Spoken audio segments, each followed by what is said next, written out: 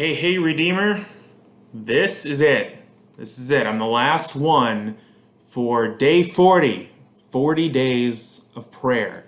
You have arrived. Congratulations. So, we are here in the book of Job, which is such a wonderfully happy book. Not so much, no.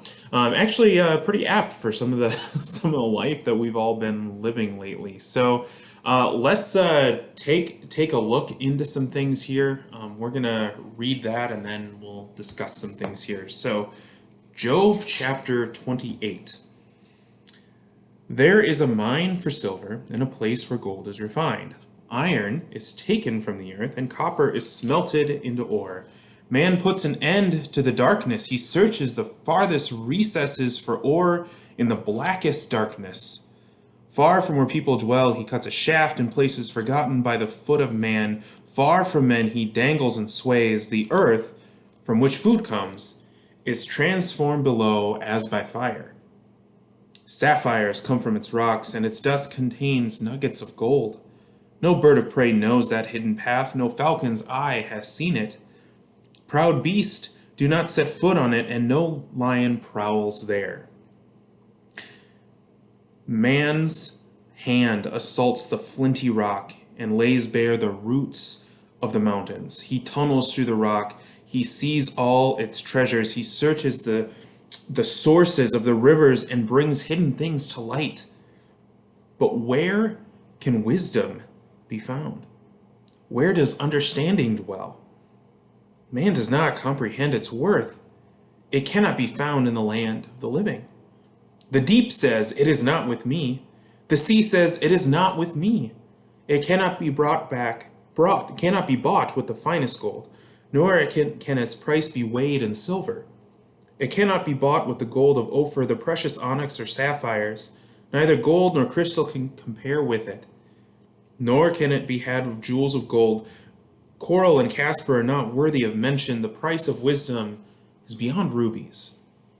The topaz of Cush cannot compare with it. It cannot be bought with pure gold. Where then does wisdom come from? Where does understanding dwell? It is hidden from the eyes of every living thing, concealed even from the birds of the air. Destruction and death say, only a rumor of it has reached our ears. God understands the way. God understands the way to it, and he alone knows where it dwells. For he views the ends of the earth and sees everything under the heavens. When he established the force of the wind and measured out the waters, when he made a decree for the rain and the path for the thunderstorm, then he looked at wisdom and appraised it. He confirmed it and tested it. He said to man, "The fear of the Lord, that is wisdom, and to shun evil is understanding." These are words that Job has here for us to hear today. So let's talk perspectives. The difference between God's perspective and our perspective. I've used this image in a class when I had a class this past January, February timeframe before COVID happened, where we were talking about God's will. And there's a whole lot that gets wrapped up into that. And God's will is beyond our understanding. COVID is a great example of how I don't understand. Maybe you don't understand. None of us understand why God would allow this to happen. Because he did. He allowed these things. He allowed the things in Job's life and his family. Some terrible things that could make you question, is God actually good? But you have to remember the perspectives.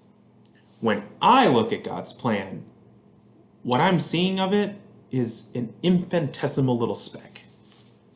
Something so small as a part of the big tapestry that it is. Be like putting your eye this close to a canvas painting and expecting to decipher what it's actually meant to be. Deciphering a masterpiece before it's done And while too close to see any of the actual process, that's not for us to know.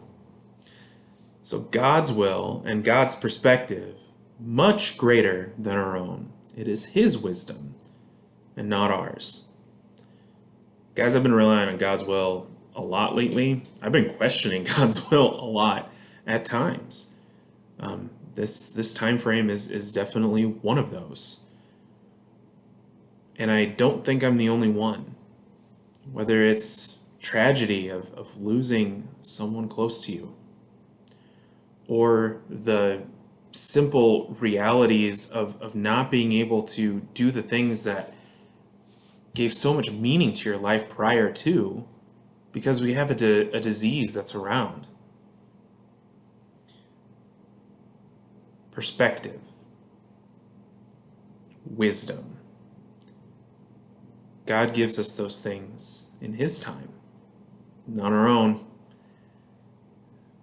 There's a saying I really like from the movie Rudy, and when Rudy is trying to get into Notre Dame, play football because that's his dream, right?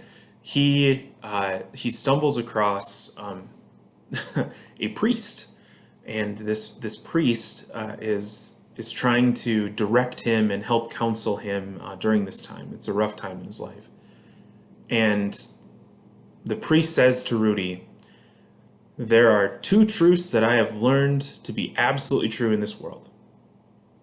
There is a God, and I'm not Him. And that is the truth here. In all the wisdom that we have, all the science, all the things that we know, the internet, all at our fingertips now, all that information, all that knowledge, and what we could consider wisdom is nothing compared to the God that is above all and in all and created all. The same God still loves us, even though we try to act like God all the time. It is a wonderful thing that we have a God whose wisdom is to send Jesus for us, to send His Son to be a sacrifice for us. That's not wisdom by our worldly standards that makes no sense, but by God's standards, by God's wisdom, we are saved by it. And what joy that is.